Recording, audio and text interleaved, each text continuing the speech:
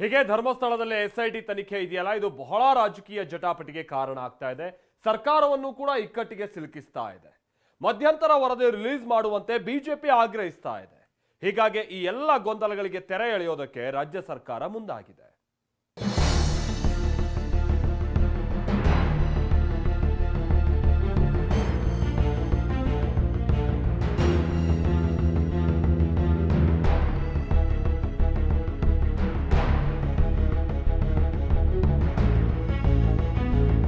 ಧರ್ಮಸ್ಥಳದಲ್ಲಿ ಅಸ್ಥಿಪಂಜರ ಶೋಧಕ್ಕೆ ಎಸ್ಐಟಿ ರಚಿಸಿ ಇವತ್ತಿಗೆ 30ನೇ ದಿನ.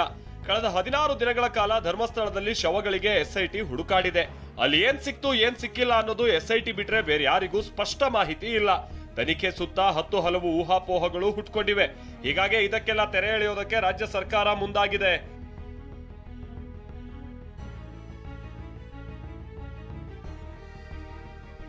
ಧರ್ಮಸ್ಥಳದ ಅಂತೆ ಕಂತೆಗಳಿಗೆ ನಾಳೆಯೇ ಬೀಳುತ್ತಾ ತೆರೆ. ಇನ್ನೆಷ್ಟು ಗುಂಡಿ ತೆಗಿತೀರಿ? ನೂರಾರು ಗುಂಡಿಗಳನ್ನ ಹಗಿಯೋದಕ್ಕೆ ಸಾಧ್ಯ ಆಗೋದಿಲ್ಲ.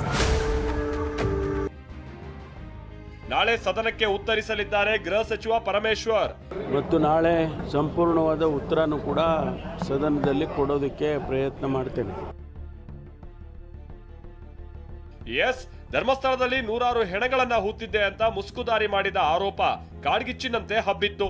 ಇಂಥದ್ದೊಂದು ರಹಸ್ಯ ಅಡಗಿದ್ಯಾ ಅನ್ನೋ ಪ್ರಶ್ನೆ ಮೂಡಿಸಿತ್ತು. ಇದೇ ಕಾರಣಕ್ಕೆ ರಾಜ್ಯ ಸರ್ಕಾರ ನೇಮಿಸಿದ್ದ ಎಸ್ಐಟಿ ತನಿಖೆ ಅಂತಿಮ ಹಂತಕ್ಕೆ ಬಂದು ನಿಂತಿದೆ. ಎಸ್ಐಟಿ ತೆಗೆದ ಗುಂಡಿಯಲ್ಲಿ ದೂರುದಾರ ಹೇಳಿದಂತಹ ಯಾವುದೇ ಸಾಕ್ಷ್ಯ ಸಿಕ್ಕಿಲ್ಲ. ವಿಪಕ್ಷಗಳು ಇದನ್ನೇ ಅಸ್ತ್ರ ಮಾಡಿಕೊಂಡಿದ್ದಾರೆ.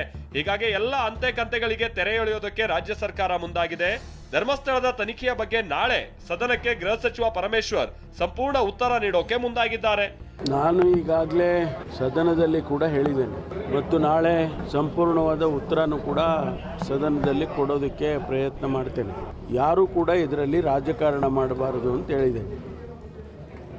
ಇದು ನ್ಯಾಯಕ್ಕೆ ಸಂಬಂಧಪಟ್ಟಿರ್ತಕ್ಕಂಥದ್ದು, ಕಾನೂನಿಗೆ ಸಂಬಂಧಪಟ್ಟಿರ್ತಕ್ಕಂಥದ್ದು.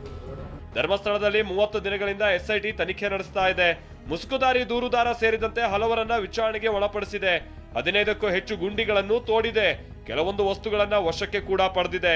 ಇದೆಲ್ಲದರ ಬಗ್ಗೆ ಎಸ್ಐಟಿ ಅಧಿಕಾರಿಗಳು ಮಧ್ಯಂತರ ವರದಿಯನ್ನ ಸಿದ್ಧಪಡಿಸಿದ್ದಾರೆ ಅನ್ನೋ ಮಾಹಿತಿಯೂ ಇದೆ. ಹೀಗಾಗಿ ಸದನಕ್ಕೆ ಉತ್ತರಿಸೋದು ಮಾತ್ರ ಅಲ್ಲ, ಮಧ್ಯಂತರ ವರದಿಯನ್ನು ಸದನದಲ್ಲಿ ಮಂಡಿಸುವಂತೆ ಬಿಜೆಪಿ ಆಗ್ರಹಿಸಿದೆ. ಇದಕ್ಕೆ ತನಿಖೆ ಪೂರ್ಣ ಆಗಿಲ್ಲ ಅಂತ ಗೃಹ ಸಚಿವರು ಸ್ಪಷ್ಟಪಡಿಸಿದ್ದಾರೆ. ತನಿಖೆ ನಡೀತಾ ಇದೆ, ತನಿಖೆ ಹೇಗೆ ನಡೀಬೇಕು ಅದನ್ನು ನಾನು ಹೇಳೋದಕ್ಕೆ ಸಾಧ್ಯ ಇಲ್ಲ. ಆದರೆ ಒಂದಂತೂ ಸತ್ಯ, ನಾವು ಸದನದಲ್ಲೂ ಕೂಡ ಆಗ್ರಹ ಪಡಿಸಿದ್ದೇವೆ. ಇದ್ರ ಬಗ್ಗೆ ಮಧ್ಯಂತರ ವರದಿಯನ್ನು ರಾಜ್ಯ ಸರ್ಕಾರ ಮಂಡಿಸಬೇಕು. ಇದನ್ನು ಹುಚ್ಚಾಟ ಹೀಗೆ ಮುಂದುವರಿದೇನೆ, ಇದು ಎಲ್ಲದಕ್ಕೂ ಕೂಡ ಶೀಘ್ರದಲ್ಲೇ ಇತಿಶ್ರೀ ಹಾಡಬೇಕು. ಈಗೇನು ಇನ್ವೆಸ್ಟಿಗೇಷನ್ ಆಗ್ತಾ ಇದೆ, ಎಸ್ಐಟಿ ನಡೀತಾ ಇದೆ, ಅದು ಅಂತಿಮ ಆಗೋದಕ್ಕೆ ಬಿಟ್ಟರೆ ಅವನು ಸತ್ಯಾಸತ್ಯತೆ ಗೊತ್ತಾಗುತ್ತೆ. ನಾಳೆ ತನಿಖೆ ಅಂತ್ಯನಾ, ಮಧ್ಯಂತರ ವರದಿ ಬಿಡುಗಡೆನಾ? ಎಸ್ಐಟಿ ಅಧಿಕಾರಿಗಳ ನಿರ್ಧಾರದತ್ತ ಇಡೀ ದೇಶದ ಚಿತ್ತ. ಧರ್ಮಸ್ಥಳದಲ್ಲಿ ತನಿಖೆಯನ್ನ ನಿಲ್ಲಿಸಬೇಕು ಅಂತ ವಿಪಕ್ಷಗಳು ಆಗ್ರಹಿಸ್ತಾ ಇವೆ. ಮತ್ತೊಂದ್ ಕಡೆ ಗುರುವಾರ 17ನೇ ಗುಂಡಿ ತೋಡಿದ ನಂತರ ನಿಂತ ಎಸ್ಐಟಿ ಶೋಧ ಕಾರ್ಯ ಈವರೆಗೂ ಶುರುವಾಗಿಲ್ಲ. ಮತ್ತೆ ಶೋಧ ಆರಂಭ ಆಗೋ ಯಾವ ಸುಳಿವು ಕೂಡ ಇಲ್ಲ. ಹೀಗಾಗಿ ತನಿಖೆ ಮುಂದುವರಿಯುತ್ತಾ ಮುಗಿಯುತ್ತಾ ಅನ್ನೋ ಪ್ರಶ್ನೆ ಎದ್ದಿದೆ. ಈ ಬಗ್ಗೆ ಮಾತನಾಡಿದ ಪರಮೇಶ್ವರ್, ತನಿಖೆಯೇ ಮುಗಿದ್ರೆ ಮಧ್ಯಂತರ ವರದಿ ಅಗತ್ಯ ಇಲ್ಲ, ಅದನ್ನ ಎಸ್ಐಟಿ ಅಧಿಕಾರಿಗಳು ನಿರ್ಧರಿಸ್ತಾರೆ ಅಂತ ಅಡ್ಗೋಡೆ ಮೇಲೆ ದೀಪ ಇಟ್ಟಿದ್ದಾರೆ. ಅಲ್ಲ, ಅದು ಅವರು ತೀರ್ಮಾನ ಮಾಡ್ತಾರೆ. ನಾವು ಸರ್ಕಾರ ಅವರಿಗೆ ಹೀಗೆ ಮಾಡಿ ಹಾಗೆ ಮಾಡಿ ಅಂತ ಹೇಳೋದಿಲ್ಲ. ಅವರು ಎಸ್ಐಟಿ ಅವರು ತೀರ್ಮಾನ ಮಾಡ್ತಾರೆ. ಇದು ಮಧ್ಯಂತರ ವರದಿ ಕೊಡಬೇಕಾ, ಇಲ್ಲ ಅಂತಿಮವಾಗಿ ನಾವು ಇನ್ವೆಸ್ಟಿಗೇಷನನ್ನು ಮುಗಿಸ್ಬೋದಾ, ಮುಗಿಸೋದಕ್ಕೆ ಸಾಧ್ಯ ಇದ್ದರೆ ಮಧ್ಯಂತರ ವರದಿ ಬೇಕಾಗಲ್ಲ. ಈ ರೀತಿ ತೀರ್ಮಾನಗಳನ್ನು ಎಸ್ಐಟಿ ಚೀಫ್ ಮಾಡ್ತಾರೆ, ಬಿಟ್ಟರೆ ನಾವು ಯಾರೂ ಹೇಳೋದಿಲ್ಲ.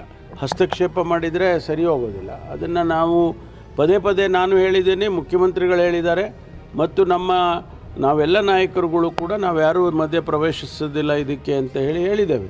ಎಲ್ಲಿವರೆಗೂ ಅವನು ಹೇಳ್ಕೊಂಡು ಹೋಗ್ತಾನೆ ಇರ್ತಾನೆ, ಇವರು ಅಗೀತಾನೆ ಇರ್ತಾರೆ, ಆ ರೀತಿ ಆಗೋದಿಲ್ಲ. ಎಲ್ಲೋ ಒಂದು ಕಡೆ ಅಂತ್ಯ ಆಗುತ್ತೆ. ಅದನ್ನು ಅವರು ಎಸ್ಐಟಿನವರು ತೀರ್ಮಾನ ಮಾಡ್ತಾರೆ. ಅಧಿಕಾರಿಗಳು ಗೃಹ ಸಚಿವ ಪರಮೇಶ್ವರ್ ಮತ್ತು ಸಿಎಂ ಸಿದ್ದರಾಮಯ್ಯ ಇಬ್ಬರನ್ನು 2 ದಿನದ ಹಿಂದೆಯೇ ಭೇಟಿ ಮಾಡಿ ಚರ್ಚಿಸಿದ್ದಾರೆ. ನಾಳೆ ಸದನ ಆರಂಭಕ್ಕೂ ಮುನ್ನ ಗೃಹ ಸಚಿವರನ್ನ ಮತ್ತೊಮ್ಮೆ ಭೇಟಿಯಾಗಲಿದ್ದಾರೆ. ತನಿಖೆಯ ಪ್ರಗತಿಯ ಬಗ್ಗೆ ಮಾಹಿತಿಯನ್ನ ನೀಡಲಿದ್ದಾರೆ. ಹೀಗಾಗಿ ಧರ್ಮಸ್ಥಳದ ಸುತ್ತ ಎದ್ದಿರುವ ವಿವಾದಗಳಿಗೆ ಫುಲ್ ಸ್ಟಾಪ್ ಬೀಳೋ ದಿನ ಹತ್ತಿರವಾಗಿದೆ. Bureau report, TV9.